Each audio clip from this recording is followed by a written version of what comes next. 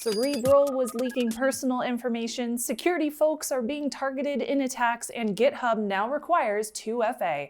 All that coming up now on ThreatWire.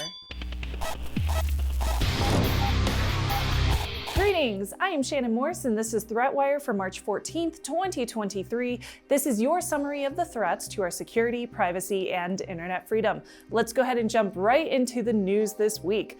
Telehealth businesses have risen in popularity over the last 3 years, but they also serve as a cautionary tale. Last week, the FTC fined BetterHelp $7.8 million in a settlement for sharing sensitive medical data with advertisers such as Pinterest, Facebook, and Snapchat.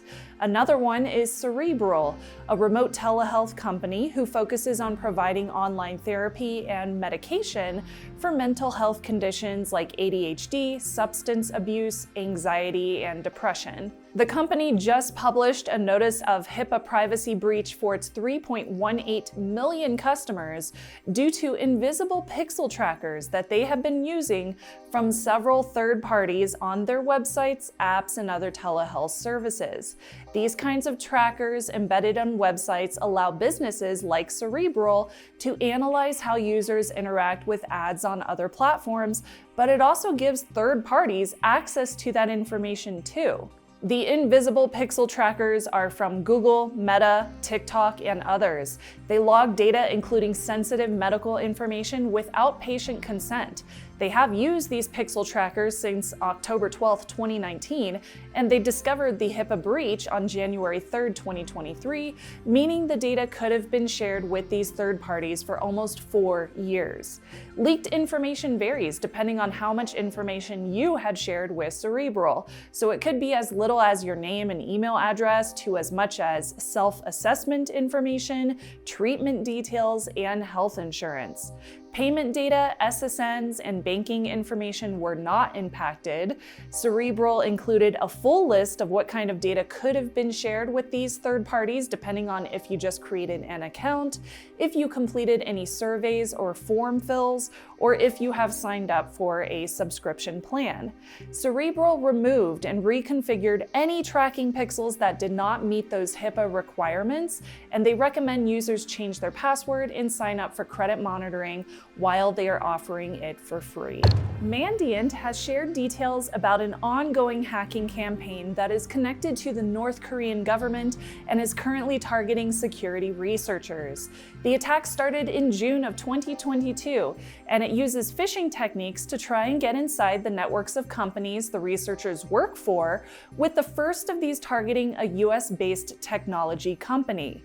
Attackers are using new malware dubbed TouchMove, Sideshow, and TouchShift, which they try to infect companies with, and they are using novel countermeasures to evade detection. In Mandiant's blog, they name UNC 2970 as the threat actor group suspected of attribution. The group uses fake job recruitments on LinkedIn to lure security researchers into moving the conversation over to WhatsApp or email, and then deliver a backdoor called Plank Walk. Now, Plank Walk uses macros in Word documents to download additional payloads from a CNC server.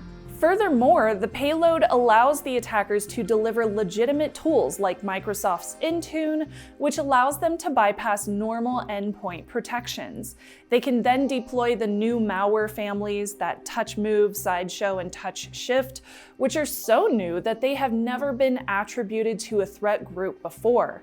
Mandiant believes that this new information means the group is either evolving or they are expanding their target landscape.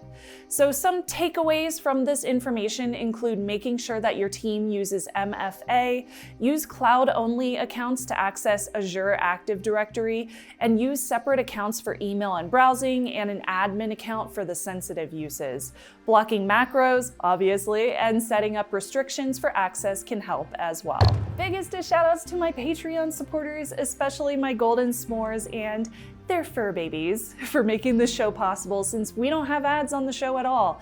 And a big thank you to John, Kirk, Edward, Kate, Aaron, Veronica Explains, Okawat, and Homie for being a part of the s'mores at patreon.com/Shannon Morse. That's my new Patreon page where I will be posting all of the perks for patrons, including early access to this very video. If you are currently a patron on the ThreatWire page, you can switch over to the new one so you don't lose access to your perks. My YouTube channel is youtube.com/Shannon Morse for everything from tech reviews to security tutorials. I've got a bunch of new videos on the channel, like I just recently talked about cookies and how to manage your cookies. Don't forget to like and subscribe to Hack5 as well. Let's go ahead and finish out today's episode with my last top story all about GitHub. And by the way, my channel is about to hit 100,000 subscribers. So if you haven't subscribed to that channel yet, please do so, because I would love to have a party. That's the main reason I want to hit 100K. It's a great excuse to have a party. Okay, let's talk about GitHub.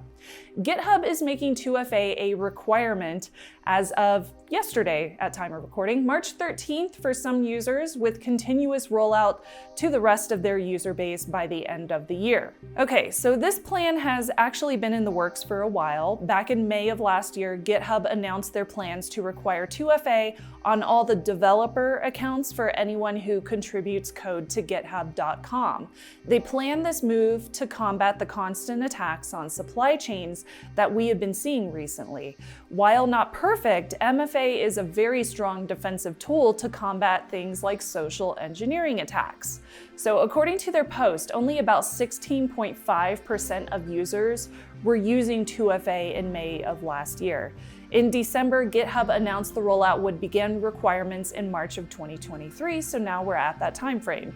First, they will require users to set up 2FA if they are enterprise or organizational members, or they contribute code to any critical repos on github.com. GitHub is doing this rollout in multiple stages. So first, users will start getting notifications 45 days before required to add 2FA. Then, when the deadline to set it up lands, they will get daily reminders for about a week. After that week, some GitHub features will be disabled. Then, after 28 days, GitHub will prompt the user with a 2FA checkup to ensure that they can still access their account. GitHub has offered 2FA for a very long time as an optional setting, and requirements have already rolled out for some maintainers. This is not the first company to require 2FA on accounts either. For example, Apple just started requiring 2FA for iCloud backup and Drive about a month ago. I think of this as being something very, very positive, and hopefully we see more of it. I'm Shannon Morse, and I will see you on the internet.